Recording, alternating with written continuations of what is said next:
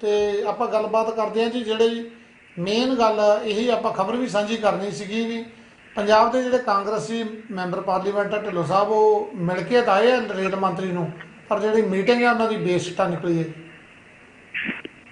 ਨਹੀਂ ਜੀ, ਮੀਟਿੰਗ ਉੱਥੋਂ ਬੇਸਿੱਟਾ ਨਿਕਲੀ ਹੈ, ਲੇਕਿਨ ਇਹ ਜਿਹੜਾ ਟੈਕਟਿਕਸ ਸੀ, ਜਿਹੜੇ ਉਹਨਾਂ ਦਾ ਪ੍ਰੈਸ਼ਰ ਸੀ, ਉਸ ਪ੍ਰੈਸ਼ਰ ਨੇ ਰੰਗ ਦਿਖਾਇਆ ਜੀ। ਉਦੋਂ ਤੂੰ ਮੈਂ ਹੋਈ ਹੈ ਉਹਨਾਂ ਦੀ। ਆਪਾਂ ਬਾਅਦ ਜਿਹੜੀ ਬਿਰਗਾ ਸਾਹਿਬ ਦੀ ਗੱਲ ਮਗਰੋਂ ਲੈਣੇ, ਪਹਿਲਾਂ ਇਹ ਹੈ, ਪਹਿਲਾਂ ਪਿਛਲੇ 1 ਹਫ਼ਤੇ ਤੋਂ ਪੰਜਾਬ ਦੇ ਕਾਂਗਰਸੀ MP ਹੈ ਜਿਹੜੇ ਉਹ ਵਾਰ-ਵਾਰ ਟਾਈਮ ਮੰਗ ਰਹੇ ਸੀ ਪਿਊਸ਼ ਗੋਇਲ ਰੇਲਵੇ ਮੰਤਰੀ ਸਾਹਿਬ ਤੋਂ ਕਿ ਜੀ ਸਾਨੂੰ ਟਾਈਮ ਦਿਓ, ਅਸੀਂ ਤੁਹਾਨੂੰ ਮਿਲਣਾ ਹੈ। ਉਹਨਾਂ ਨੂੰ ਪੰਜਾਬ ਦੇ ਮੁੱਖ ਮੰਤਰੀ ਨੇ ਹਦਾਇਤ ਕੀਤੀ ਸੀ ਕਿ ਤੁਸੀਂ ਸਾਰਿਆਂ ਨੇ ਇਕੱਠੇ ਹੋ ਕੇ ਮਿਲਣਾ ਹੈ, ਤੁਸੀਂ ਜਾ ਕੇ ਮਿਲੋ ਔਰ ਪਿਊਸ਼ ਗੋਇਲ ਨੂੰ ਜਾ ਕੇ ਦੱਸੋ ਕਿ ਪੰਜਾਬ ਨੂੰ ਸਮੱਸਿਆ ਕੀ ਪੇਸ਼ ਆ ਰਹੀ ਹੈ। ਕਿਉਂਕਿ ਪਾਰਲੀਮੈਂਟ ਦਾ ਮੈਂਬਰ ਜਿਹੜੇ ਹੈਗੇ, ਪਾਰਲੀਮੈਂਟ ਦੇ ਮੈਂਬਰ ਰੋਜ਼ ਪਾਰਲੀਮੈਂਟ ਦੇ ਵਿੱਚ ਇਕੱਠੇ ਹੁੰਦੇ ਆ। ਪਾਰਲੀਮੈਂਟ ਦੇ ਮੈਂਬਰ ਦੀ ਚੰਗੀ ਇੱਜ਼ਤ ਹੁੰਦੀ ਹੈ ਤੇ ਆਮ ਤੌਰ ਦੇ ਉੱਤੇ ਕੋਈ ਵੀ ਮੰਤਰੀ ਪਾਰਲੀਮੈਂਟ ਦੇ ਮੈਂਬਰਾਂ ਨੂੰ ਇਗਨੋਰ ਨਹੀਂ ਕਰਦਾ। ਜਿਹੜੇ ਉਹ ਸੁਝਾਅ ਦਿੰਦੇ ਆ ਉਹਨਾਂ ਨੂੰ ਉਹ ਸੁਣਦੇ ਆ ਧਿਆਨ ਦੇ ਨਾਲ, ਤੇ ਕਈ ਵਾਰੀ ਉਹਨਾਂ ਤੇ ਖੂਬ ਅਮਲ ਕਰ ਲੈਂਦੇ। ਕਈ ਵਾਰੀ ਜੇ ਕੋਈ ਨਿੱਕੀ ਮੋਟੀ ਆਪਸ ਵਿੱਚ ਕੰਟਰਡਿਕਸ਼ਨ ਹੁੰਦੀ ਹੈ, ਕੋਈ ਵਿਰੋਧਤਾਈ ਹੁੰਦੀ ਹੈ, ਤਾਂ ਉਸ ਵਿਰੋਧਤਾਈ ਨੂੰ ਉਹ ਦੂਰ ਕਰ ਲੈਂਦੇ। ਕੈਪਟਨ ਅਮਰਿੰਦਰ ਸਿੰਘ ਇਸ ਗੱਲ ਤੋਂ ਵਾਕਫ ਸੀ ਚੰਗੀ ਤਰ੍ਹਾਂ, ਤੇ ਇਸੇ ਕਰਕੇ ਉਹਨੇ ਆਪਣੇ ਪਾਰਲੀਮੈਂਟ ਦੇ ਮੈਂਬਰਾਂ ਨੂੰ ਕਿਹਾ। ਪਿਊਸ਼ ਗੋਇਲ ਸਾਹਿਬ ਨੇ ਪਹਿਲੀ ਗੱਲ ਤਾਂ ਕਿ 7 ਦਿਨ ਉਹਨਾਂ ਨੂੰ ਟਾਈਮ ਨਹੀਂ ਦਿੱਤਾ। 7 ਦਿਨ ਬਾਅਦ ਜੇ ਉਹਨਾਂ ਨੂੰ ਟਾਈਮ ਦਿੱਤਾ ਤਾਂ ਉਸ ਟਾਈਮ ਤੋਂ ਪਹਿਲਾਂ ਉਹਨਾਂ ਨੇ ਪੰਜਾਬ ਦੀ ਭਾਰਤੀ ਜਨਤਾ ਪਾਰਟੀ ਵਾਲਿਆਂ ਨੂੰ ਟਾਈਮ ਦੇ ਦਿੱਤਾ ਕਿ ਤੁਸੀਂ ਆਓ, ਪਹਿਲਾਂ ਮੈਂ ਤੁਹਾਡੀ ਗੱਲ ਸੁਣਨੀ। ਪੰਜਾਬ ਦੀ ਭਾਰਤੀ ਜਨਤਾ ਪਾਰਟੀ ਦੀ ਸੂਬਾਈ ਲੀਡਰਸ਼ਿਪ ਹਰਦੀਪ ਸਿੰਘ ਪੁਰੀ ਜਿਹੜੇ MP ਤਾਂ ਬਣਦੇ ਆ ਯੂਪੀ ਤੋਂ, ਰਾਜ ਸਭਾ ਦੇ ਮੈਂਬਰ, ਲੇਕਿਨ ਉਹਨਾਂ ਨੇ ਪਾਰਲੀਮੈਂਟ ਇੱਥੋਂ ਲੜੀ ਸੀ, ਉਹਨਾਂ ਨੂੰ ਨਾਲ ਲੈ ਕੇ ਜਾਂਦੇ। ਉੱਥੇ ਉਹਨਾਂ ਨੇ ਬੜੇ ਵਿਸਥਾਰ ਦੇ ਨਾਲ ਗੱਲਬਾਤ ਕੀਤੀ ਕਿ ਕੀ ਹੋਣਾ ਚਾਹੀਦਾ ਤੇ ਕੀ ਨਹੀਂ ਹੋਣਾ ਚਾਹੀਦਾ। ਇੱਥੇ ਆਪਾਂ ਪਹਿਲਾਂ ਵੀ ਜ਼ਿਕਰ ਕਰ ਚੁੱਕੇ ਹਾਂ ਤੇ ਮੈਂ ਫੇਰ ਦੁਹਰਾ ਦਿੰਦਾ ਕਿ ਪੰਜਾਬ ਦੀ ਜਿਹੜੀ ਭਾਰਤੀ ਜਨਤਾ ਪਾਰਟੀ ਦੀ ਲੀਡਰਸ਼ਿਪ ਹੈ ਨਾ, ਉਹ ਭਾਰਤੀ ਜਨਤਾ ਲੀਡਰਸ਼ਿਪ ਦੀ ਜਾਂ ਤਾਂ ਆਪਣੀ ਆਪਾਂ ਕਹਿ ਸਕਦੇ ਹਾਂ ਟਿਕਾਈ ਹੈ, ਕੱਚ ਘੜ ਹੈ, ਉਹਨਾਂ ਦੀ ਮੈਚਿਓਰਿਟੀ ਪੂਰੀ ਨਹੀਂ, ਤੇ ਜਾਂ ਉਹ ਆਪਣੀ ਜਿਹੜੀ ਹੈ ਕੇਂਦਰੀ ਹਾਈ ਕਮਾਂਡ ਦੇ ਚੱਕੇ ਹੋਏ ਜਿਹੜਾ ਉਹਨਾਂ ਦਾ ਤੌਰ ਤਰੀਕਾ ਹੈ ਨਾ, ਉਹ ਤੌਰ ਤਰੀਕਾ ਉਹਨਾਂ ਦਾ ਮਾਮਲੇ ਨੂੰ ਡਿਫਿਊਜ਼ ਕਰਨ ਵਾਲੀ, ਬਲਦੀ ਅੱਗ ਦੇ ਉੱਤੇ ਪਾਣੀ ਪਾਉਣ ਵਾਲਾ ਨਹੀਂ, ਸਗੋਂ ਉਹ ਬਲਦੀ ਅੱਗ ਦੇ ਉੱਤੇ ਮਿੱਟੀ ਦਾ ਤੇਲ ਪਾ ਕੇ ਉਹਨੂੰ ਹੋਰ ਭੜਕਾਉਣ ਦਾ ਯਤਨ ਕਰਦੇ ਹੈ। ਉਹ ਵਾਰ-ਵਾਰ ਟਕਰਾਅ ਵਾਲੇ ਪਾਸੇ ਨੂੰ ਜਾਂਦੇ ਆ। ਪੰਜਾਬ ਦੇ ਵਿੱਚ ਇਸ ਵੇਲੇ ਅੱਗ ਲੱਗੀ ਪਈ ਹੈ। ਕਿਸਾਨ ਜਿਹੜੇ ਹੈਗੇ ਭਾਰਤੀ ਜਨਤਾ ਪਾਰਟੀ ਦੇ ਲੀਡਰਾਂ ਨੂੰ ਦੇਖਣ ਨੂੰ ਤਿਆਰ ਨਹੀਂ, ਉਹਨਾਂ ਦੇ ਘਰਾਂ ਦੇ ਘਰਾਓ ਕੀਤੇ ਜਾਂਦੇ ਆ, ਲੇਕਿਨ ਭਾਰਤੀ ਜਨਤਾ ਪਾਰਟੀ ਦੇ ਲੀਡਰ ਜਿਹੜੇ ਆ ਥਾਂ ਤੇ ਜਾ ਕੇ ਜਿੱਥੇ ਕਿਤੇ ਕਿਸਾਨ ਬੈਠੇ ਹੁੰਦੇ ਉਹਨਾਂ ਦੀ ਐਜੀਟੇਸ਼ਨ ਚੱਲਦੀ ਹੈ, ਉਹਦੇ ਪੈਰਲਲ ਪਾਸੇ ਜਾ ਕੇ ਮੀਟਿੰਗ ਕਰਦੇ ਆ, ਪ੍ਰੈਸ ਕਾਨਫਰੰਸ ਕਰਦੇ ਆ, ਔਰ ਉਹਦੇ ਵਿੱਚੋਂ ਬੜੇ ਬੇਹੂਦੇ ਬਿਆਨ ਦਿੰਦੇ ਆ। ਕਦੇ ਕਹਿ ਦਿੰਦੇ ਆ ਜੀ ਇਹ ਨਕਸਲਵਾੜੀ ਹੈ, ਕਦੇ ਕਹਿੰਦੇ ਆ ਜੀ ਇਹ ਰੂਰਲ ਨਕਸਲੀ ਹੈ, ਕਦੇ ਕਹਿੰਦੇ ਜੀ ਇਹ ਅਰਬਨ ਨਕਸਲੀ ਹੈ, ਕਦੇ ਕਹਿੰਦੇ ਜੀ ਇਹ ਜਿਹੜੇ ਹੈਗੇ ਆ ਵਿਦੇਸ਼ੀ ਤਾਕਤਾਂ ਦੇ ਹੱਥਾਂ ਵਿੱਚ ਖੇਡ ਰਹੇ ਆ, ਕਦੇ ਉਹਨਾਂ ਨੂੰ ਕਹਿ ਦਿੰਦੇ ਆ ਇਹ ਕਾਂਗਰਸੀ ਹੈ। ਮਤਲਬ ਕਿਸਾਨਾਂ ਨੂੰ ਉਤੇਜਿਤ ਕਰਦੇ ਆ ਕਿ ਉਹ ਸਾਡੇ ਗਲ ਪੈਣ, ਤੇ ਗਲ ਪੈਣ ਤੋਂ ਬਾਅਦ ਫਿਰ ਕਹੀਏ ਕਿ ਇੱਥੇ law and order the position ਹੈ। ਉਹਨਾਂ ਦੇ ਵਿੱਚ ਜਿਹੜੇ ਭਾਰਤੀ ਜਨਤਾ ਪਾਰਟੀ ਦੇ ਪੰਜਾਬ ਦੇ ਲੀਡਰ ਹੈ, ਇਹ ਬਿਲਕੁਲ ਉਸੇ ਤਰ੍ਹਾਂ ਚੱਲ ਰਹੇ ਹੈ ਜਿਵੇਂ ਪੰਜਾਬੀ ਸੂਬੇ ਦੇ ਮੋਰਚੇ ਵੇਲੇ ਵੀ ਚੱਲਦੇ ਹੁੰਦੇ ਸੀ। ਪੰਜਾਬੀ ਸੂਬੇ ਦੇ ਮੋਰਚੇ ਵੇਲੇ ਤੁਹਾਨੂੰ ਪਤਾ ਹੈ ਵੀ ਉਦੋਂ ਇੱਕ ਸੈਂਸਸ ਹੋਈ ਸੀ ਕਿ ਪਤਾ ਕੀਤਾ ਜਾਵੇ ਲੋਕ ਪੰਜਾਬੀ ਕਿੰਨੇ ਬੋਲਦੇ ਆ ਤੇ ਹਿੰਦੀ ਕਿੰਨੇ ਬੋਲਦੇ ਆ। ਉਹਨਾਂ ਦਿਨਾਂ ਦੇ ਵਿੱਚ ਜਿਹੜੇ ਉਸ ਵੇਲੇ ਦੀ ਜਨਸੰਘ ਦੇ ਲੀਡਰ ਹੁੰਦੇ ਸੀ, ਉਸ ਵੇਲੇ ਦੇ ਆਰੀਆ ਸਮਾਜੀ ਹੁੰਦੇ ਸੀ, ਔਰ 2-3 ਅਖਬਾਰ ਸੀ ਜਿਹੜੇ ਜਲੰਧਰ ਦੇ, ਉਹ ਇਹ ਪ੍ਰਚਾਰ ਕਰਦੇ ਹੁੰਦੇ ਸੀ ਕਿ ਅਸੀਂ ਜੀ ਜਿਹੜੀ ਹੈ ਆਪਣੀ ਜਿਹੜੀ ਹੈ ਊੜੀ ਈੜੀ ਨਹੀਂ ਪੜ੍ਹੇਂਗੇ। ਪੰਜਾਬੀ ਨੂੰ ਊੜੀ ਈੜੀ ਕਹਿੰਦੇ ਹੁੰਦੇ ਸੀ। ਉਹਦੇ ਪ੍ਰਤੀਕਰਮ ਦੇ ਵਿੱਚੋਂ ਜਿਹੜੇ ਸਿੱਖ ਲੀਡਰ ਸੀ ਉਹ ਕਹਿੰਦੇ ਹੁੰਦੇ ਸੀ ਧੋਤੀ ਟੋਪੀ ਜਮਨਾ ਪਾਰ। ਮਤਲਬ ਬਿਲਕੁਲ ਜਿਹੜੇ ਹੈਗੇ ਹਾਲਾਤ ਨੂੰ ਕਮਿਊਨਲ ਰੂਪ ਦਿੱਤਾ ਜਾ ਰਿਹਾ ਸੀ। ਲੇਕਿਨ ਜਦੋਂ ਮਰਦਮਸ਼ੁਮਾਰੀ ਹੋਈ, ਮਰਦਮਸ਼ੁਮਾਰੀ ਦੇ ਕਰਮਚਾਰੀ ਘਰ ਘਰ ਗਏ ਕਿ ਦੱਸੋ ਜੀ ਤੁਸੀਂ ਪੰਜਾਬੀ ਬੋਲਦੇ ਹੋ ਕਿ ਹਿੰਦੀ ਬੋਲਦੇ ਹੋ, ਉੱਥੇ ਬੀਬੀਆਂ ਭੈਣਾਂ ਭਰਾ ਜਿਹੜੇ ਸੀ ਉਹ ਕਹਿੰਦੇ ਜੀ ਅਸੀਂ ਹਿੰਦੀ ਬੋਲਦੇ ਹਾਂ, ਸਾਡੀ ਮਦਰ ਟੰਗ ਲੈਂਗੁਏਜ ਹੈ, ਬੋਲਦੇ ਪੰਜਾਬੀ ਦੇ ਵਿੱਚ ਸੀ, ਲਿਖਾਉਂਦੇ ਹਿੰਦੀ ਹੁੰਦੀ ਸੀ। ਉਹੀ ਚੀਜ਼ ਜਿਹੜੀ ਉਸ ਵੇਲੇ ਦੀ ਸੀ ਉਹ ਹੁਣ ਹੈ। ਉਹ ਮਤਲਬ ਆਪਣੇ ਆਪ ਨੂੰ ਪੰਜਾਬ ਦੇ ਵਸਨੀਕ ਨਹੀਂ ਸਮਝਦੇ, ਸਗੋਂ ਪੰਜਾਬ ਤੋਂ ਉੱਪਰ ਇਹ ਸਮਝਦੇ ਕਿ ਇੱਕ ਵਿਸ਼ੇਸ਼ ਕਿਸਮ ਦੀ ਦਾ ਜਿਹੜਾ ਭਾਈਚਾਰਾ ਸੀ ਉਹਦੇ ਪ੍ਰਤੀਨਿਧ। ਸੋ ਜਿਹੜਾ ਉਹਨਾਂ ਦਾ ਤੌਰ ਤਰੀਕਾ ਪੰਜਾਬ ਦੇ ਵਿੱਚ ਵੀ ਤੌਰ ਤਰੀਕਾ ਮਾੜਾ ਤੇ ਉੱਥੇ ਵੀ ਤੌਰ ਤਰੀਕਾ ਮਾੜਾ ਸੀ। ਅਫਸੋਸ ਮੈਨੂੰ ਇਹ ਹੈ ਕਿ ਸਰਦਾਰ ਹਰਦੀਪ ਸਿੰਘ ਪੁਰੀ ਜਿਹੜੇ ਇੰਡੀਅਨ ਫਾਰਨ ਸਰਵਿਸ ਦੇ ਅਫੀਸਰ ਰਹਿ ਚੁੱਕੇ ਆ, ਬੜੇ ਸਿਆਣੇ ਬੰਦੇ ਹੈ, ਘੱਟੋ ਘੱਟ ਉਹਨਾਂ ਨੂੰ ਪਹਿਲ ਕਦਮੀ ਲੈਣੀ ਚਾਹੀਦੀ ਸੀ। ਉਹਨਾਂ ਨੇ ਸ਼੍ਰੀ ਅੰਮ੍ਰਿਤਸਰ ਸਾਹਿਬ ਤੋਂ ਚੋਣ ਲੜੀ ਦੀ ਹੈ। ਉਹ ਭਾਰਤੀ ਜਨਤਾ ਪਾਰਟੀ ਦੀ ਕੇਂਦਰੀ ਲੀਡਰਸ਼ਿਪ ਨੂੰ ਕਹਿੰਦੇ ਵੀ ਪੰਜਾਬ ਜਿਹੜਾ ਬਾਰਡਰ ਸਟੇਟ ਹੈ, ਕਿਉਂ ਤੁਸੀਂ ਇਹਨਾਂ ਨਾਲ ਇਹਦੇ ਪੰਗੇ ਲੈਂਦੇ ਹੋ? ਜੇ ਤੁਸੀਂ ਇਹ ਖੇਤੀ ਕਾਨੂੰਨ ਬਣਾਉਣੇ ਆ, ਖੇਤੀ ਕਾਨੂੰਨਾਂ ਦੇ ਵਿੱਚ ਜੇ ਪੰਜਾਬ ਦੇ ਕਿਸਾਨਾਂ ਦੇ ਮਾਫਕ ਨਹੀਂ, ਉਹਨਾਂ ਨੂੰ ਚੰਗੇ ਨਹੀਂ ਲੱਗਦੇ, ਤੁਸੀਂ ਪੰਜਾਬ ਦਾ ਨਾਂ ਕੱਢ ਦਿਓ ਵਿੱਚੋਂ। ਜਾਂ ਜਿਹੜੀ ਪੰਜਾਬ ਦੀ ਵਿਧਾਨ ਸਭਾ ਨੇ ਰੈਗੂਲੇਸ਼ਨ ਭੇਜੇ ਹੈ ਉਹਦੇ ਵਿੱਚ ਅਮੈਂਡਮੈਂਟ ਕੀਤੀ ਹੈ, ਤੁਸੀਂ ਉਹ ਅਮੈਂਡਮੈਂਟ ਪ੍ਰਵਾਨ ਕਰ ਲਓ, ਗੱਲ ਕਿੰਨੀ ਹੈ। ਪਰ ਕਿਉਂਕਿ ਹੁਣ ਮੋਦੀ ਸਾਹਿਬ ਦੇ ਦਿਮਾਗ ਦੇ ਵਿੱਚ ਅਦਾਨੀ ਤੇ ਅੰਬਾਨੀ ਦੋ ਬੰਦੇ ਕਿ ਜੋ ਉਹਨਾਂ ਦੇ ਹਿੱਤਾਂ, ਮੈਂ ਉਹਨਾਂ ਦੇ ਹਿੱਤਾਂ ਦੇ ਖਿਲਾਫ ਨਹੀਂ ਜਾਣਾ। ਇਸੇ ਲਈ ਭਾਰਤੀ ਜਨਤਾ ਪਾਰਟੀ ਦੀ ਜਿਹੜੀ ਪੰਜਾਬ ਇਕਾਈ ਬਾਰੇ ਉਹਨਾਂ ਨੇ ਨਹੀਂ ਕੀਤਾ, ਔਰ ਜਿਹੜੇ ਪੁਰੀ ਸਾਹਿਬ ਨੇ ਜਿਹੜੀ ਇਹ ਚੰਗੀ ਜਿਹੜੀ ਇਹ ਭੂਮਿਕਾ ਨਿਭਾਉਣੀ ਚਾਹੀਦੀ ਸੀ ਉਹ ਨਹੀਂ ਨਿਭਾਈ।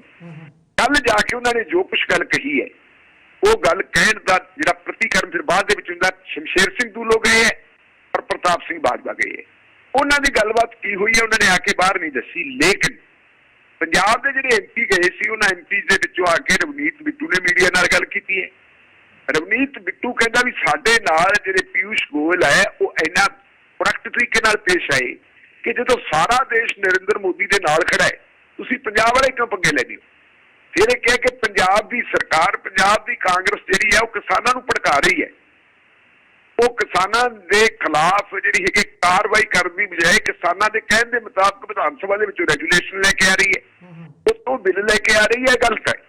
ਜਦੋਂ ਇਸ ਕਿਸਮ ਦੀ ਕੂਤ ਰੱਖ ਕਰ ਰਿਹਾ ਹੈ ਤੇ ਨਾਲ ਮਿਹਨੇ ਦੇਣ ਲੱਗ ਗਿਆ ਕਿ ਪੰਜਾਬ ਦੇ ਕਿਸਾਨ ਇਕੱਲੇ ਹੀ ਤੁਹਾਡੇ ਨਾਲ ਕੌਣ ਹੈ? ਤੁਹਾਡੇ ਨਾਲ ਨਾ ਹਰਿਆਣਾ ਨਾ ਤੁਹਾਡੇ ਨਾਲ ਦੇਸ਼ ਹੈ। ਇੱਥੋਂ ਤੱਕ ਕਹਿ ਦਿੱਤਾ ਉਹਨਾਂ ਨੂੰ, ਜਿਹੜਾ ਕਿਉਂਕਿ ਇਹ ਜਿਹੜਾ ਜਨਤਕ ਤੌਰ ਤੇ ਅੱਗੇ ਬਿਆਨ ਦਿੱਤਾ ਰਵਨੀਤ ਬਿੱਟੂ ਨੇ, ਇੱਥੋਂ ਤੱਕ ਕਹਿ ਦਿੱਤਾ ਉਹਨਾਂ ਨੂੰ ਕਿ ਹੁਣ ਤੁਸੀਂ ਫਸ ਗਏ ਹੋ। ਹੁਣ ਜਦੋਂ ਤੁਸੀਂ ਫਸ ਗਏ ਸਾਡੇ ਕੋਲੇ ਆਉਣੇ, ਅਸੀਂ ਨਹੀਂ ਰੇਲਾ ਚਲਾਉਂਦੇ। ਇੰਨਾ ਕਰੈਕਟ ਤਰੀਕੇ ਨਾਲ ਜਦੋਂ ਬੰਦਾ ਕਹੇ ਤੇ ਉਹਨਾਂ ਨੂੰ ਉੱਠ ਕੇ ਬਾਹਰ ਆਉਣਾ ਪੈ ਗਿਆ। ਲੇਕਿਨ ਇੱਥੇ ਮੈਂ ਇੱਕ ਗੱਲ ਹੁਣ ਸਪਸ਼ਟ ਕਰਨੀ ਚਾਹੁੰਦਾ ਕਿ ਜਿਹੜਾ ਕਿਸਾਨ ਐਕਸ਼ਨ ਹੋਇਆ ਤੇ ਕਿਸਾਨ ਐਕਸ਼ਨ ਨੇ ਜਿਸ ਤਰ੍ਹਾਂ ਕੱਲ ਚੂੜਾ ਹਿਲਾਈਆਂ ਸਰਕਾਰ ਦੀਆਂ ਤੇ ਅਗਾਂਹ 25 ਜਿਹੜੀ 26, 27, 28 ਨੂੰ ਜਿਹੜੇ ਐਕਸ਼ਨ ਹੋਣੇ ਆ ਉਹ ਵੀ ਸਾਹਮਣੇ ਹੈ। ਤੇ ਇਹ ਗੱਲਬਾਤ ਟੁੱਟ ਗਈ, ਦੇਸ਼ ਕਰ ਰਿਹਾ। ਸ਼ਾਮ ਨੂੰ ਰੇਲਵੇ ਬੋਰਡ ਦੇ ਚੇਅਰਮੈਨ ਦਾ ਇੱਕ ਬਿਆਨ ਆ ਗਿਆ। ਉਹ ਕੀ ਕਹਿੰਦੇ ਆ ਚੇਅਰਮੈਨ ਸਾਹਿਬ? ਪਹਿਲਾਂ ਤਾਂ ਇਹ ਕਹਿੰਦੇ ਸੀ ਜੀ ਤੁਹਾਡੀਆਂ ਜਿਹੜੀਆਂ ਹੈਗੀਆਂ 31 ਥਾਵਾਂ ਦੇ ਉੱਤੇ ਤੁਹਾਡੇ ਜਿਹੜੇ ਹੈਗੇ ਨਾਕੇ ਲੱਗੇ ਹੋਏ ਆ, ਕਿਸਾਨਾਂ ਨੇ ਤੇ ਟਰੈਕ ਰੋਕੇ ਹੋਏ ਆ। ਸ਼ਾਮ ਨੂੰ ਉਹ ਕਹਿੰਦੇ ਜੀ 31 ਦੇ ਵਿੱਚੋਂ ਜਿਹੜੇ ਹੈਗੇ ਆ 14 ਟਰੈਕ ਖਾਲੀ ਹੋ ਚੁੱਕੇ ਆ। ਤੇ ਨਾਲ ਇਹ ਕਹਿੰਦੇ ਆ ਕਿ ਸਾਨੂੰ ਪੰਜਾਬ ਸਰਕਾਰ ਨੇ ਜਿਹੜਾ ਭਰੋਸਾ ਦਵਾਇਆ ਉਹਦੇ ਮੁਤਾਬਕ ਬਾਕੀ ਜਿਹੜੇ ਹੈਗੇ ਅੱਜ ਉਹ ਖਾਲੀ ਹੋ ਜਾਣਗੇ। ਇੱਥੇ ਇਹ ਜ਼ਿਕਰਯੋਗ ਹੈ ਕਿ ਕੱਲ ਜਦੋਂ ਪਾਰਲੀਮੈਂਟ ਦੇ ਮੈਂਬਰ ਗਏ ਆ ਪਿਊਸ਼ ਗੋਇਲ ਦੇ ਕੋਲੇ, ਉਹ ਕੈਪਟਨ ਅਮਰਿੰਦਰ ਸਿੰਘ ਪੰਜਾਬ ਦੇ ਮੁੱਖ ਮੰਤਰੀ ਦੀ ਇੱਕ ਚਿੱਠੀ ਲੈ ਕੇ ਗਏ ਸੀ। ਉਹ ਚਿੱਠੀ ਉਹਨਾਂ ਨੇ ਪਹਿਲਾਂ ਮੇਲ ਵੀ ਕਰਤੀ ਸੀ ਉਹਨਾਂ ਨੂੰ। ਉਸ ਚਿੱਠੀ ਦੇ ਵਿੱਚ ਕੈਪਟਨ ਅਮਰਿੰਦਰ ਸਿੰਘ ਨੇ ਕਿਹਾ ਸੀ ਕਿ ਕਿਸਾਨ ਆਗੂਆਂ ਦੇ ਨਾਲ ਸਾਡੀ ਗੱਲਬਾਤ ਹੋ ਗਈ ਹੈ, ਉਹ ਸਹਿਮਤ ਹੋ ਗਏ ਟਰੈਕ ਖਾਲੀ ਕਰਨ ਵਾਸਤੇ, ਤੁਹਾਨੂੰ ਕਿਸੇ ਕਿਸਮ ਦੀ ਕੋਈ ਪ੍ਰੋਬਲਮ ਨਹੀਂ। ਜੰਤਰ ਮੰਤਰ ਦੇ ਵਿੱਚ ਧਰਨਾ ਦਿੱਤਾ ਸੀ ਤੇ ਉਸ ਧਰਨੇ ਦੇ ਵਿੱਚ ਵੀ ਕੈਪਟਨ ਅਮਰਿੰਦਰ ਸਿੰਘ ਨੇ ਰਾਜਧਾਨੀ 'ਚ ਜਾ ਕੇ ਗੱਲ ਕਹੀ ਸੀ ਕਿ ਮੈਂ ਜ਼ਿੰਮੇਵਾਰ ਹਾਂ, ਮੈਂ ਗ੍ਰਹਿ ਮੰਤਰੀ ਹਾਂ। ਜੇ ਤੁਸੀਂ ਚਾਹੁੰਦੇ ਆ ਤਾਂ ਅਸੀਂ ਤੁਹਾਡੇ ਨਾਲ ਜਿਹੜੀ ਹੈਗੀ ਆ ਆਪਣੀ ਪੁਲਿਸ ਜਿਹੜੀ ਹੈਗੀ ਆ ਸਾਰੇ ਸਟੇਸ਼ਨਾਂ ਤੇ ਲਾ ਦਿੰਦੇ ਹਾਂ, ਰੇਲਵੇ ਜਿਹੜੇ ਇੰਜਨਾਂ ਦੇ ਵਿੱਚ ਪੁਲਿਸ ਚੜਾ ਦਿੰਦੇ ਆ। ਇੱਥੋਂ ਤੱਕ ਵੀ ਕੱਲ MPs ਨੇ ਉਹਨਾਂ ਨੂੰ ਪੇਸ਼ਕਸ਼ ਕਰ ਦਿੱਤੀ ਸੀ ਕਿ ਇੱਕ MP ਵੀ ਗੱਡੀ 'ਚ ਚੜ ਜਾਊਗਾ ਨਾਲ। ਜੇ ਤੁਹਾਡੇ ਮੁਲਾਜ਼ਮਾਂ ਦਾ ਨੁਕਸਾਨ ਹੋਊਗਾ ਤਾਂ ਨਾਲ MP ਦਾ ਨੁਕਸਾਨ ਵੀ ਹੋਊਗਾ, ਪਰ ਉਦੋਂ ਮੰਨਿਆ ਨਹੀਂ। ਹੁਣ ਸ਼ਾਮ ਨੂੰ ਉਸੇ ਚਿੱਠੀ ਨੂੰ ਆਧਾਰ ਬਣਾ ਕੇ ਗੱਲ ਕਹਿ ਦਿੱਤੇ ਕਿ ਜੀ ਟਰੈਕ ਖਾਲੀ ਹੋਣੇ ਸ਼ੁਰੂ ਕਰ ਦਿੱਤੇ। ਅਗਲੀ ਗੱਲ ਵੀ ਕਹਿ ਦਿੱਤੀ ਕਿ ਪੰਜਾਬ ਦੇ ਅਧਿਕਾਰੀਆਂ ਦੀ ਤੇ RPF ਰੇਲਵੇ ਪ੍ਰੋਟੈਕਸ਼ਨ ਫੋਰਸ ਉਹਦੀ ਇੱਕ ਕਮੇਟੀ ਬਣਾ ਦਿੱਤੀ ਹੈ। ਉਹ ਕਮੇਟੀ ਜਿਹੜੀ ਹੈ ਜਾ ਕੇ ਸਾਰੇ ਥਾਵਾਂ ਦਾ ਜਾਇਜ਼ਾ ਲਊ। ਸਾਡੀਆਂ ਮੇਨਟੇਨੈਂਸ ਟੀਮਾਂ ਤਿਆਰ ਖੜੋਤੀਆਂ। ਜਦੋਂ ਹੀ ਮਤਲਬ ਟਰੈਕ ਖਾਲੀ ਹੋ ਗਏ ਤੇ ਇਮੀਡੀਏਟ ਅਸੀਂ ਨਾਲ ਦੀ ਨਾਲ ਜਿਹੜਾ ਮੇਨਟੇਨੈਂਸ ਦਾ ਕੰਮ ਮੁਕੰਮਲ ਕਰ ਦਿਆਂਗੇ ਔਰ ਫਿਰ ਅਸੀਂ ਗੱਡੀਆਂ ਚਲਾ ਦੇਵਾਂਗੇ। ਮਤਲਬ ਜਿਹੜੀਆਂ ਮੀਂਗੜਾ ਘੋਲ ਕੇ ਦੁੱਧ ਦਿੱਤਾ, ਔਰ ਇਹ ਦੁੱਧ ਉਦੋਂ ਦਿੱਤਾ ਜਦੋਂ ਇਹ ਪਤਾ ਲੱਗਿਆ ਕਿ ਇਕੱਲੇ ਪਾਰਲੀਮੈਂਟ ਦੇ ਮੈਂਬਰ ਨਹੀਂ ਤੁਰੇ ਫਿਰਦੇ, ਇਕੱਲੇ ਜਿਹੜੇ ਹੈਗੇ MLA ਧਰਨਾ ਨਹੀਂ ਮਾਰਦੇ, ਦੇਸ਼ ਭਰ ਦੇ ਕਿਸਾਨ ਉੱਠ ਖੜੋਤੇ ਹੈ। ਔਰ ਦੇਸ਼ ਦੇ ਕਿਸਾਨਾਂ ਨੇ ਪੰਜਾਬ ਦੇ ਨਾਲ ਜਿਹੜੀ ਵਿਤਕਰੇਬਾਜ਼ੀ ਹੋ ਰਹੀ ਸੀ ਇਹਦਾ ਨੋਟਿਸ ਲਿਆ ਸੀ। ਦਿੱਲੀ ਦੇ ਵਿੱਚ ਜਿਹੜੀ ਪਹਿਲਾਂ ਮੀਟਿੰਗ ਹੋਈ ਸੀ ਉਸ ਮੀਟਿੰਗ ਦੇ ਵਿੱਚ ਵੀ ਕਿਹਾ ਸੀ ਕਿ ਪੰਜਾਬ ਦੀਆਂ ਰੇਲਾਂ ਰੋਕ ਕੇ ਤੁਸੀਂ ਧੱਕਾ ਕਰਦੇ ਹੋ, ਤੁਸੀਂ ਵਿਤਕਰੇਬਾਜ਼ੀ ਕਰਦੇ ਹੋ, ਇਹ ਗੱਲ ਅਸੀਂ ਬਰਦਾਸ਼ਤ ਨਹੀਂ ਕਰਾਂਗੇ। ਤੇ ਮਤਲਬ ਰਾਤ ਪੈਣ ਤੋਂ ਪਹਿਲਾਂ ਜੀ ਜਿਹੜੀ ਹੈ ਦਿੱਲੀ ਢਿੱਲੀ ਹੋ ਗਈ। ਹੁਣ ਦਿੱਲੀ ਦੀ ਜਿਹੜੀ ਹੈ ਆਕੜ ਥੋੜੀ ਜਿਹੀ ਲੈ ਗਈ ਹੈ ਤੇ ਮੇਰੇ ਖਿਆਲ ਵੀ ਅੱਜ ਸ਼ਾਮ ਜਾਂ ਕੱਲ ਤੱਕ ਟ੍ਰੇਨਾਂ ਉਹ ਚਲਾ ਦੇਣਗੇ। ਪਰ ਇਹੀ ਗੱਲ ਬਿਲਗਾ ਸਾਹਿਬ ਨੇ ਜਿਹੜੀ ਕਹੀ, ਕਾਂਗਰਸ ਪਾਰਟੀ ਦੀ ਬਦਕਿਸਮਤੀ ਇਹ ਹੈ ਕਿ ਕਾਂਗਰਸ ਪਾਰਟੀ ਕਦੇ ਇੱਕ ਮੂੰਹ ਨਹੀਂ ਹੁੰਦੀ। ਇੱਥੇ ਅਲੱਗ-ਅਲੱਗ ਕਿਸਮ ਦੇ ਲੋਕ ਹੈ। ਜੇ ਅਸੀਂ ਪਾਰਲੀਮੈਂਟ ਦੇ ਮੈਂਬਰਾਂ ਦੀ ਗੱਲ ਦੇਖੀਏ ਤਾਂ ਪਾਰਲੀਮੈਂਟ ਦੇ ਮੈਂਬਰ ਦੋ ਕਿਸਮ ਦੇ ਹੁੰਦੇ ਆ। ਇੱਕ ਉਹ ਹੈ ਜਿਹੜੇ ਡਾਇਰੈਕਟ ਚੁਣ ਕੇ ਆਉਂਦੇ ਆ, ਜਿਨ੍ਹਾਂ ਨੂੰ ਅਸੀਂ ਲੋਕ ਸਭਾ ਦੇ ਮੈਂਬਰ ਕਹਿ ਦਿੰਦੇ। ਇੱਕ ਉਹ ਹੈ ਜਿਹੜੇ ਰਾਜ ਸਭਾ ਦੇ ਮੈਂਬਰ ਹੁੰਦੇ ਆ। ਪਿਛਲੇ ਅਰਸੇ ਦੇ ਦੌਰਾਨ ਪ੍ਰਤਾਪ ਸਿੰਘ ਬਾਜਵਾ ਤੇ ਸ਼ਮਸ਼ੇਰ ਸਿੰਘ ਦੂਲੋ ਦੀ ਜਿਹੜੀ ਹੈਗੀ ਹੈ ਸੁਰ ਉਹ ਵੱਖਰੀ ਰਹੀ ਹੈ। ਉਹ ਆਪਣੀ ਸਰਕਾਰ ਦੇ ਖਿਲਾਫ ਬੋਲਦੇ ਰਹੇ। ਰਾਹੁਲ ਗਾਂਧੀ ਨੇ ਪੰਜਾਬ ਦੇ ਵਿੱਚ ਟਰੈਕਟਰ ਮਾਰਚ ਕੀਤਾ ਤਾਂ ਪ੍ਰਤਾਪ ਸਿੰਘ ਬਾਜਵਾ ਉਹਦੇ ਵਿੱਚ ਆਏ। ਕੈਪਟਨ ਅਮਰਿੰਦਰ ਸਿੰਘ ਨੇ ਉਹਨੂੰ ਖਾਣੇ ਦੀ ਪੇਸ਼ਕਸ਼ ਕੀਤੀ, ਦੋਨਾਂ ਨੇ ਖਾਣਾ ਖਾਧਾ, ਦੋਨਾਂ ਦੇ ਬਹੁਤ ਵਧੀਆ ਰਿਲੇਸ਼ਨ ਹੋਏ। ਪਰ ਉਸ ਸਾਰੇ ਸਿਲਸਿਲੇ ਦੇ ਵਿੱਚ ਕਿਤੇ ਵੀ ਜਿਹੜਾ ਸ਼ਮਸ਼ੇਰ ਸਿੰਘ ਦੂਲੋ ਨਹੀਂ ਸੀ ਹੈ। ਇੱਕ ਮੈਂ ਇਹ ਵੀ ਜ਼ਿਕਰ ਕਰਨਾ ਚਾਹੂੰਗਾ ਕਿ ਕਈ ਵਾਰੀ ਜਿਹੜੀ ਕਾਂਗਰਸ ਹਾਈ ਕਮਾਂਡ ਹੈ ਨਾ, ਉਹ ਕਿਸੇ ਸਟੇਟ ਦੀ ਲੀਡਰਸ਼ਿਪ ਦੇ ਮੁਕਾਬਲੇ ਦੇ ਉੱਤੇ ਜੋ ਲੀਡਰਸ਼ਿਪ ਖੜੀ ਕਰਦੀ ਹੈ ਤਾਂ ਉਹ ਗਲਤੀਆਂ ਬਹੁਤ ਕਰ ਦਿੰਦੀ ਹੈ। 2017 ਦੀ ਜਿਹੜੀ ਵਿਧਾਨ ਸਭਾ ਦੀ ਚੋਣ ਹੋਈ ਸੀ, ਉਸ ਵਿਧਾਨ ਸਭਾ ਦੀ ਚੋਣ ਵੇਲੇ ਸ਼ਮਸ਼ੇਰ ਸਿੰਘ ਦੂਲੋ ਦੇ ਮੁੰਡੇ ਨੇ ਆਮ ਆਦਮੀ ਪਾਰਟੀ ਦੀ ਟਿਕਟ ਦੇ ਉੱਤੇ ਕਾਂਗਰਸ ਪਾਰਟੀ ਦੇ ਖਿਲਾਫ ਚੋਣ ਲੜੀ ਸੀ। ਪਰ ਸ਼ਮਸ਼ੇਰ ਸਿੰਘ ਦੂਲੋ ਆਪਣੇ ਮੁੰਡੇ ਦੀ ਮਦਦ ਕਰਦਾ ਰਿਹਾ। ਇਹ ਹੁਣ ਰਾਹੁਲ ਗਾਂਧੀ ਨੇ ਉਹਦੇ ਵਿੱਚ ਪਤਾ ਨਹੀਂ ਕਿਹੜੀ ਯੋਗਤਾ ਦੇਖ ਲਈ ਕਿ ਜਿਹੜੇ ਬੰਦੇ ਨੇ ਆਪਦੀ ਪਾਰਟੀ ਦੀ ਮੁਖਾਲਫਤ ਕੀਤੀ ਹੋਵੇ ਚੋਣਾਂ ਦੇ ਵਿੱਚ ਤੇ ਉਸ ਬੰਦੇ ਨੂੰ ਦੁਬਾਰਾ ਰਾਜ ਸਭਾ ਦਾ ਮੈਂਬਰ ਬਣਾ ਦਿੱਤਾ ਜਾਵੇ। ਜਿਹਨੂੰ ਪਹਿਲਾਂ ਟਿਕਟ ਦਿੱਤੀ ਸੀ ਹੰਸਰਾਜ ਹੰਸ ਨੂੰ, ਉਹਨੂੰ ਧੱਕ ਕੇ ਬੀਜੇਪੀ ਭੇਜ ਦਿੱਤਾ ਜਾਵੇ ਤੇ ਉਹ ਬੰਦਾ ਪਾਰਲੀਮੈਂਟ ਦਾ ਮੈਂਬਰ ਉੱਤੋਂ ਬਣ ਜਾਏ ਲੋਕ ਸਭਾ ਦਾ। ਇਹ ਆਪਣੀ ਚਾਹੁੰਦੇ ਤੇ ਹੁਣ ਸ਼ਮਸ਼ੇਰ ਸਿੰਘ ਦੂਲੋ ਦਾ ਟੇਢਾ ਕੋਟ ਰਾਉਂਦਾ ਹੈ। ਪ੍ਰਤਾਪ ਸਿੰਘ ਬਾਜਵਾ ਜਿਹੜਾ ਹੈਗਾ ਬੰਦਾ ਡਿਪਲੋਮੈਟ ਬਹੁਤ ਹੈ। ਉਹ ਕੱਲ ਗਏ ਵੀ, ਗੱਲ ਵੀ ਕਰਕੇ ਆਈ। ਜਾਣ ਤੋਂ ਬਾਅਦ ਆ ਕੇ ਉਹਨੇ ਕਿਹਾ ਕਿ ਜੀ ਮੈਨੂੰ ਕੈਪਟਨ ਅਮਰਿੰਦਰ ਸਿੰਘ ਦੇ ਉੱਤੇ ਕੋਈ ਇਤਰਾਜ਼ ਨਹੀਂ। ਕੈਪਟਨ ਅਮਰਿੰਦਰ ਸਿੰਘ ਨੇ ਕਹਿੰਦੇ ਐਮਪੀਜ਼ ਨੂੰ ਕਹਿ ਦਿੱਤਾ, ਲੋਕ ਸਭਾ ਦੇ ਐਮਪੀਜ਼ ਨੇ ਮੈਨੂੰ ਟੈਲੀਫੋਨ ਨਹੀਂ ਕੀਤਾ ਕਿ ਆਪਾਂ ਜਾਵਾਂਗੇ। ਜਦੋਂ ਕਹਿੰਦਾ ਉਹਨਾਂ ਨੇ ਟੈਲੀਫੋਨ ਮੈਨੂੰ ਨਹੀਂ ਕੀਤਾ ਤੇ ਫਿਰ ਮੈਂ ਪਿਊਸ਼ ਗੋਇਲ ਤੋਂ ਟਾਈਮ ਮੰਗ ਲਿਆ। ਉਹਨੇ ਸਾਨੂੰ ਟਾਈਮ ਦਿੱਤਾ, ਅਸੀਂ ਦੋਨੋਂ ਤੱਕ ਚਲੇ ਗਏ। ਜਿੱਥੋਂ ਤੱਕ ਇਹਨਾਂ ਨੇ ਬਲਗਾ ਸਾਹਿਬ ਨੇ ਦੱਸਿਆ ਦੋ ਤਰਜ਼ ਬਣਾ ਰਹੇ ਹੈ। ਬਿਲਕਾ ਸਾਹਿਬ ਤਾਂ ਕਹਿੰਦੇ ਵੀ ਪ੍ਰਨੀਤ ਕੌਰ ਔਰ ਜਿਹੜੇ ਹੈਗੇ ਮਨੀਸ਼ ਤਿਵਾੜੀ ਨਹੀਂ ਗਏ, ਲੇਕਿਨ ਜਿਹੜੀ ਕੱਲ ਮੈਂ ਹੁਣ ਨਹੀਂ ਖਬਰਾਂ ਦੇਖੀਆਂ, ਹਾਲੇ ਤੱਕ ਅਖਬਾਰ ਸਾਡੇ ਕੋਲ ਆਏ ਨਹੀਂ ਸੀ। ਜਿਹੜੀ ਕੱਲ ਖਬਰ ਆਈ ਸੀ ਉਹਦੇ ਵਿੱਚ ਖਬਰ ਇਹ ਆਈ ਸੀ ਕਿ ਜਦੋਂ ਇਹ ਉੱਠ ਕੇ ਆ ਗਏ ਸੀਗੇ ਔਜਲਾ ਬਿੱਟੂ ਚੌਧਰੀ ਸੰਤੋਖ ਸਿੰਘ, ਉਸ ਵੇਲੇ ਜਿਹੜੀ ਹੈਗੀ ਹੈ ਪ੍ਰਨੀਤ ਕੌਰ ਸੀਨੀਅਰ ਹੈ, ਪ੍ਰਨੀਤ ਕੌਰ ਉਮਰ 'ਚ ਵੱਡੀ ਹੈ, ਪ੍ਰਨੀਤ ਕੌਰ ਤੇ ਮਨੀਸ਼ ਤਿਵਾੜੀ ਇਹ ਦੋਨੇ ਜਿਹੜੇ ਮਾਮਲੇ ਨੂੰ ਠੰਡਾ ਕਰ ਰਹੇ ਸੀ। ਉੱਥੇ ਬੈਠੇ ਸੀ, ਪਿਊਸ਼ ਗੋਇਲ ਨੂੰ ਕਹਿ ਰਹੇ ਸੀ ਵੀ ਕੋਈ ਗੱਲ ਨਹੀਂ, ਨੌਜਵਾਨ ਮੁੰਡੇ ਆਪਾਂ ਬੈਠ ਕੇ ਮਿਲ ਮਿਲਾ ਕੇ ਇਹ ਮਾਮਲੇ ਨੂੰ ਨਿਪਟਾਈਏ ਉਹਦੇ ਤੇ। ਪਰ ਚਾਹੀਦਾ ਇਹ ਹੈ ਕਿ ਜਦੋਂ ਤੁਸੀਂ ਸਾਂਝੇ ਤੌਰ ਤੇ ਕੋਈ ਐਕਸ਼ਨ ਕਰਦੇ ਹੋ ਉਹ ਕਰਨਾ ਚਾਹੀਦਾ ਹੈ। ਪ੍ਰਤਾਪ ਸਿੰਘ ਬਾਜਵਾ ਜਿਹੜਾ ਦਿੱਲੀ ਵਾਲਾ ਜੰਤਰ ਮੰਤਰ ਵਾਲਾ ਧਰਨਾ ਉਹਦੇ 'ਚ ਵੀ ਨਹੀਂ ਆਇਆ ਸੀ। 2 ਮਿੰਟ ਪਹਿਲਾਂ ਹੀ ਮੈਂ ਉਹਦੀ ਜਿਹੜੀ ਆ ਸੁਣ ਕੇ ਹਟਿਆ ਸੀ, ਉਹਦਾ ਵਰਜਨ ਸੁਣ ਕੇ ਹਟਿਆ ਸੀ।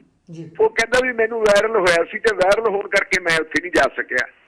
ਹੁਣ ਫੇਰ ਗੱਲ ਉੱਥੇ ਆਉਂਦੀ ਹੈ ਕਿ ਜੇ ਵਾਇਰਲ ਹੋਇਆ ਸੀ ਤੂੰ ਆਪਣੇ ਕਾਂਗਰਸ ਪਾਰਟੀ ਦੇ ਧਰਨੇ 'ਚ ਤਾਂ ਜਾ ਨਹੀਂ ਸਕਿਆ ਸੀ ਪ੍ਰਤਾਪ ਸਿੰਘ, ਤੇ ਪਿਊਸ਼ ਗੋਇਲ ਨੂੰ ਤੂੰ ਮਿਲਣ ਵਾਸਤੇ ਜਾਣਾ। ਇਹਦਾ ਮਤਲਬ ਹੈ ਕਿ ਕੋਈ ਨਾ ਕੋਈ ਜਿਹੜੀ ਹੈਗੀ ਆ ਆਪਣੀ ਜਿਹੜੀ ਉਹ ਦਿਖਾਉਣ ਵਾਲੀ ਕਿ ਹਾਂ ਅਸੀਂ ਵੱਖਰੇ ਚੱਲਦੇ ਹਾਂ ਉਹ ਹੈ। ਇਹ ਕਾਂਗਰਸ ਪਾਰਟੀ ਦੇ ਵਿੱਚ ਬਿਲਗਾ ਸਾਹਿਬ ਔਗਣ ਨਾ ਹੁੰਦੇ ਤੇ ਦੇਸ਼ ਦੀ ਸਭ ਤੋਂ ਵੱਡੀ ਪਾਰਟੀ, ਸਭ ਤੋਂ ਪੁਰਾਣੀ ਪਾਰਟੀ ਆ ਜਿਹਦੀ ਹਾਲਤ ਇੰਨੀ ਮਾੜੀ ਕਿਉਂ ਹੁੰਦੀ।